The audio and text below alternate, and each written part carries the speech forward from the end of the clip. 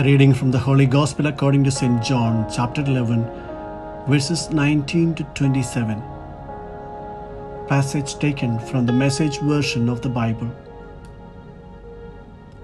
Many of the Jews were visiting Martha and Mary, sympathizing with them over their brother.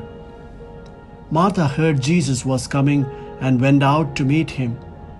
Mary remained in the house.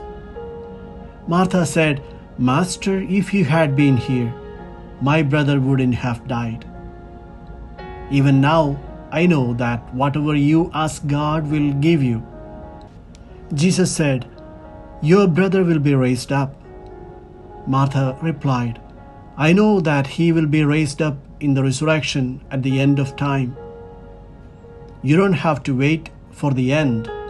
I am right now resurrection and life. The one who believes in me, even though he or she dies, will live. And everyone who lives believing in me does not ultimately die at all. Do you believe this?" "Yes, Master. All along I have believed that you are the Messiah, the Son of God who comes into the world." The Gospel of the Lord.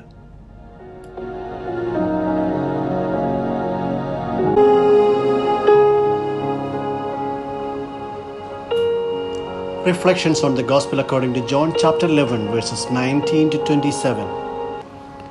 Today is the first time the church celebrates the memoria of the siblings Martha, Mary and Lazarus.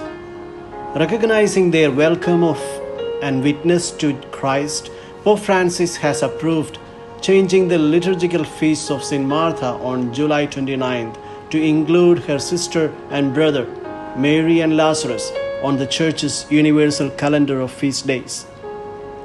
The Gospel brings us the account of Jesus reaching out to the family of Martha and Mary who have just lost their brother.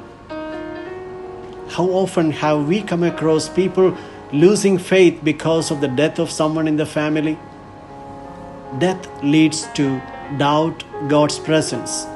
If God exists, why is there death?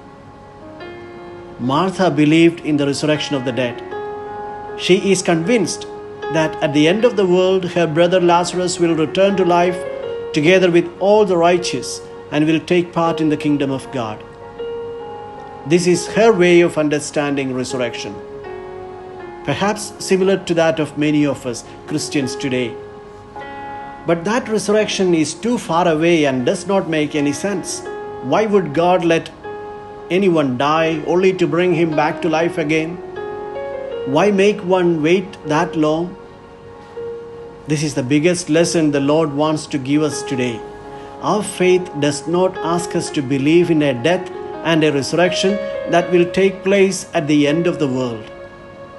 We are called to believe that the person redeemed by Christ does not die. What does that mean? To explain this, there is a need to resort to some comparisons. Let us suppose that in the womb of a mother, there are twins. They can see, understand, and speak to each other during the 9 months of gestation. They only know their own little world and cannot imagine what is like outside. They do not know that people marry, work, and travel. They have no idea that there are animals, plants, flowers, beaches. The only thing they know is the kind of life they have inside the womb. After 9 months, the twins are born by turn. And the one who was born a few seconds later and remained even for a short time in the womb of the mother would certainly think, "My brother is dead. He is not here anymore. He disappeared and left me." And he cries. But the brother is not dead. He only left a restricted, short, limited life and went into another form of life. The disciple, Jesus says to Martha, does not experience death at all, but is born to a new form of life.